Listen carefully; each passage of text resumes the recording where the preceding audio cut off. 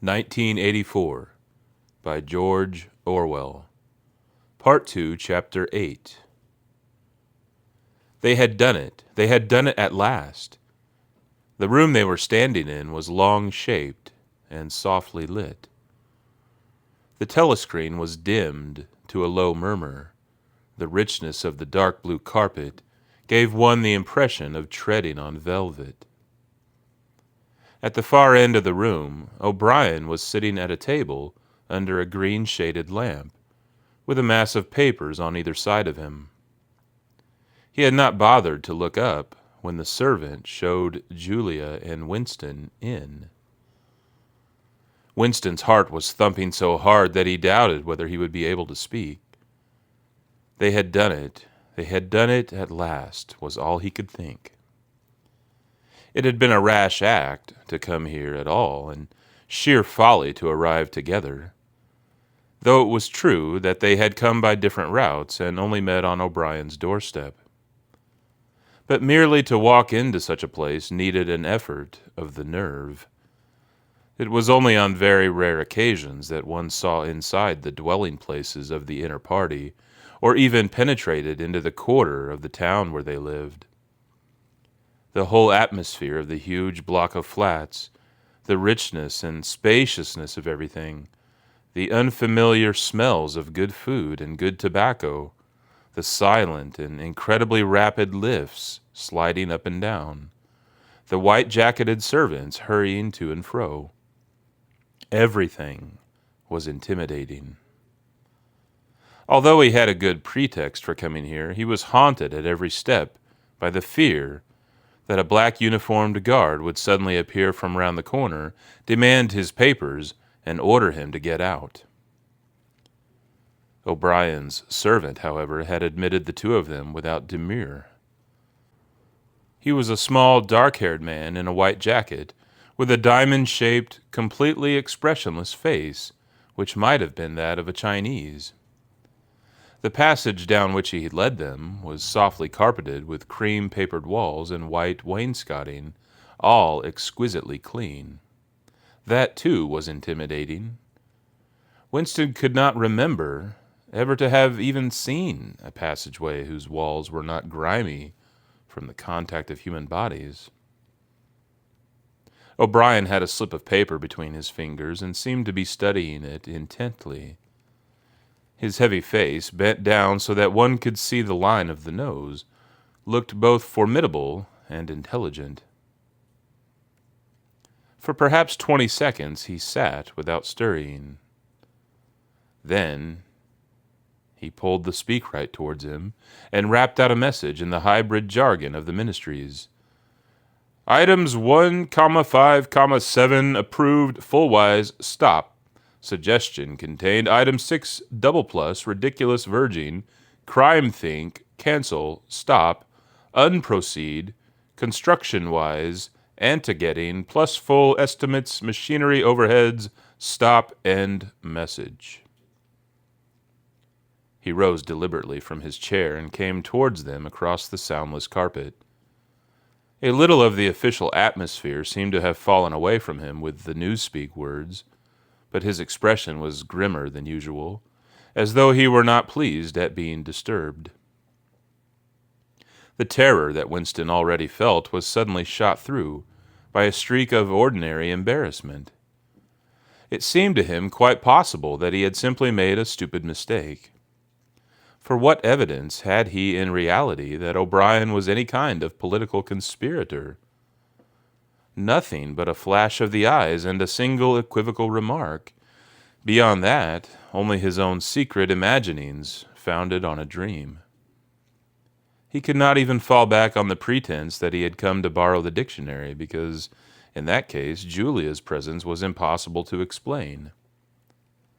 As O'Brien passed the telescreen, a thought seemed to strike him. He stopped, turned aside, and pressed a switch on the wall. There was a sharp snap. The voice had stopped. Julia uttered a tiny sound, a sort of squeak of surprise. Even in the midst of his panic, Winston was too much taken aback to be able to hold his tongue. "You could turn it off?" he said. Yes, said O'Brien. We can turn it off. We have that privilege. He was opposite them now. His solid form towered over the pair of them, and the expression on his face was still indecipherable. He was waiting, somewhat sternly, for Winston to speak, but about what? Even now it was quite conceivable that he was simply a busy man, wondering irritably why he had been interrupted. Nobody spoke. After the stopping of the telescreen, the room seemed deadly silent. The seconds marched past, enormous. With difficulty, Winston continued to keep his eyes fixed on O'Brien's. Then suddenly the grim face broke down into what might have been the beginnings of a smile. With his characteristic gesture, O'Brien resettled his spectacles on his nose. "Shall I say it, or will you?" he said. "I will say it," said Winston promptly. "That thing is really turned off?" "Yes, everything is turned off. We are alone. We have come here because—" He paused, realizing for the first time the vagueness of his own motives. Since he did not in fact know what kind of help he expected from O'Brien, it was not easy to say why he had come here. He went on, conscious that what he was saying must sound both feeble and pretentious. "We believe that there is some kind of conspiracy, some kind of secret organization working against the party, and that you are involved in it. We want to join it and work for it. We are enemies of the party. We disbelieve in the principles of Ingsoc. We are thought criminals. We are also adulterers. I tell you this because we want to put ourselves at your mercy. If you want us to incriminate ourselves in any other way, we are ready." He stopped and glanced over his shoulder, with the feeling that the door had opened. Sure enough, the little yellow-faced servant had come in without knocking. Winston saw that he was carrying a tray with a decanter and glasses. "Martin is one of us," said O'Brien impassively. "Bring the drinks over here, Martin. Put them on the round table. Have we enough chairs? Then we may as well sit down and talk in comfort. Bring a chair for yourself, Martin. This is business. You can stop being a servant for the next 10 minutes. The little man sat down, quite at ease, and yet still with a servant-like air, the air of a valet enjoying a privilege. Winston regarded him out of the corner of his eye. It struck him that the man's whole life was playing a part, and that he felt it to be dangerous to drop his assumed personality even for a moment. O'Brien took the decanter by the neck and filled up the glasses with a dark red liquid. It aroused in Winston dim memories of something seen long ago on a wall or a hoarding, a vast bottle composed of electric lights which seemed to move up and down and pour its contents into a glass. Seen from the top, the stuff looked almost black, but in the decanter it gleamed like a ruby. It had a sour, sweet smell. He saw Julia pick up her glass and sniff at it with frank curiosity.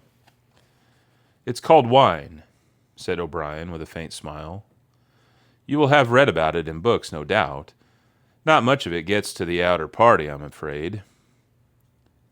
His face grew solemn again, and he raised his glass. "I think it is fitting that we should begin by drinking a health. To our leader, to Emmanuel Goldstein." Winston took up his glass with a certain eagerness. Wine was a thing he had read and dreamed about. Like the glass paperweight or Mr. Charrington's half-remembered rhymes, it belonged to the vanished, romantic past, the olden time, as he liked to call it in his secret thoughts. For some reason, he had always thought of wine as having an intensely sweet taste, like that of blackberry jam, and an immediate intoxicating effect. Actually, when he came to swallow it, the stuff was distinctly disappointing. The truth was that after years of gin drinking, he could barely taste it. He set down the empty glass. Then there is such a person as Goldstein? He said.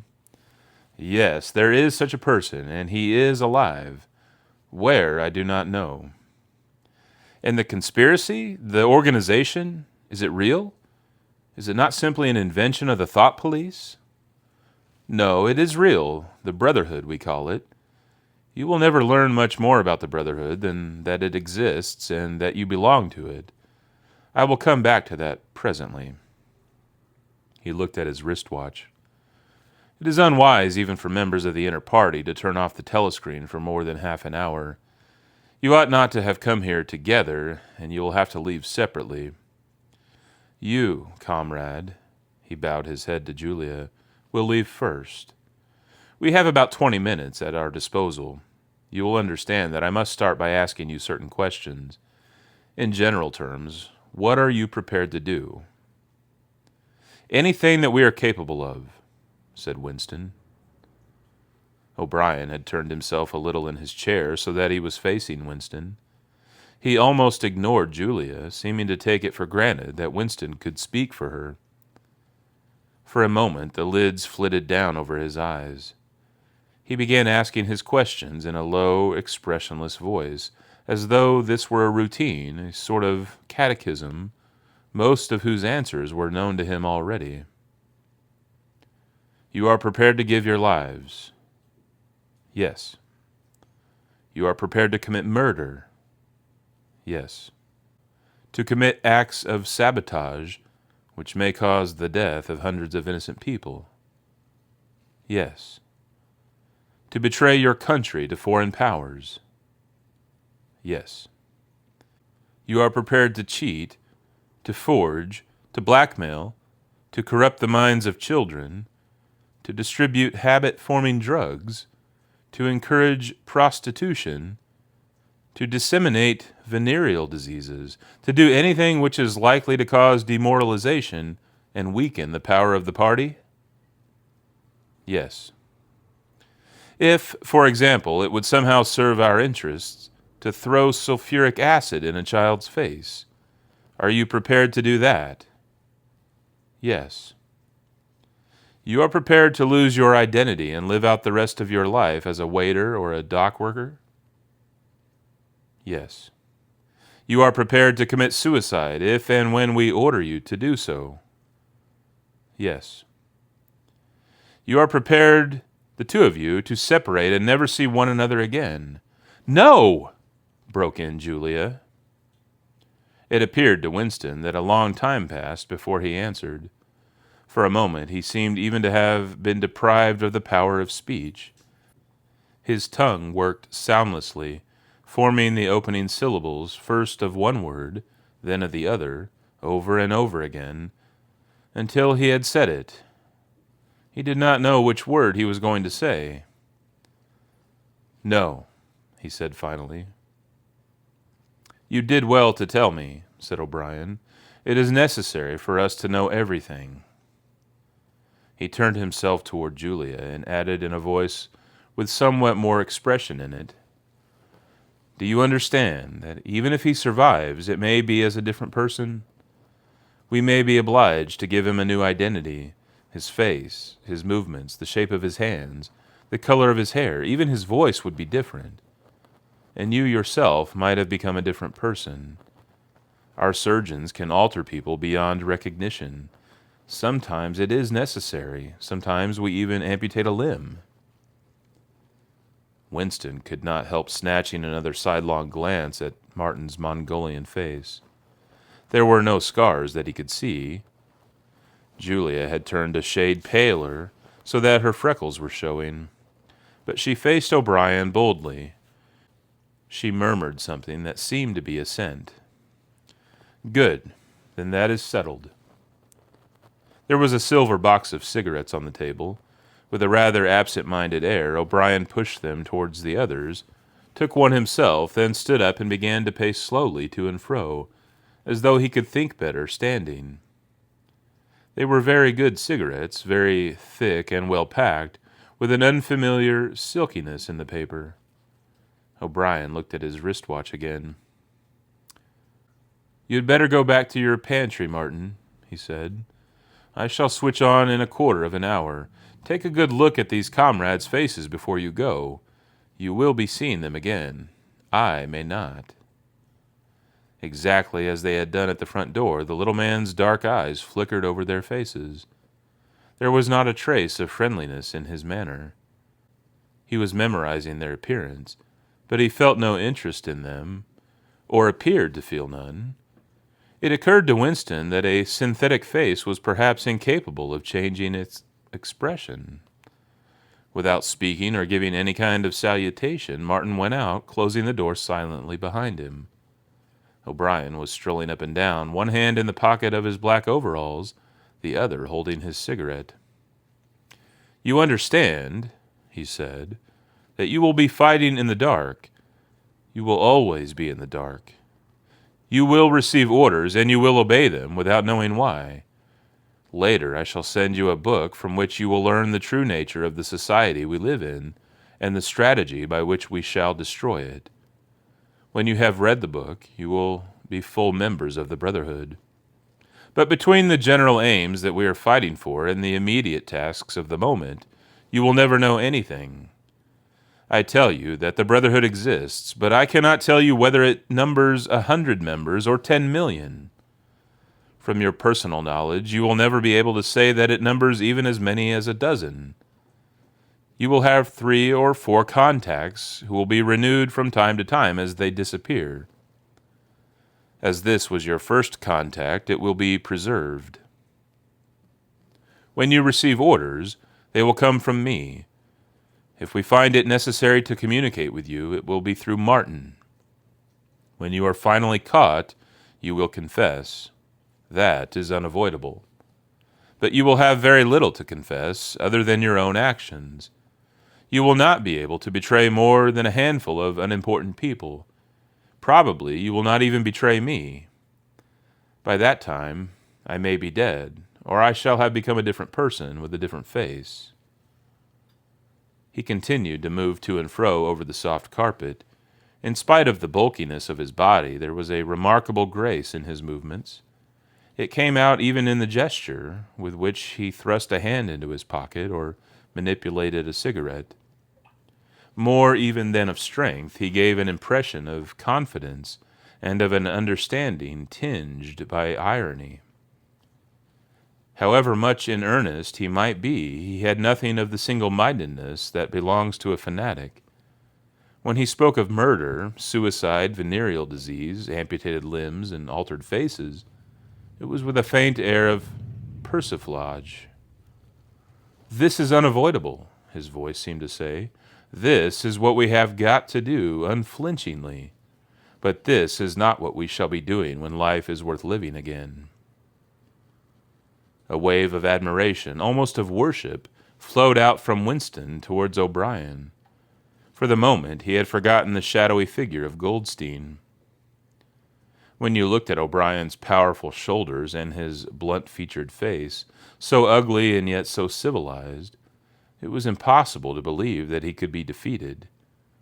There was no stratagem that he was not equal to, no danger that he could not foresee. Even Julia seemed to be impressed.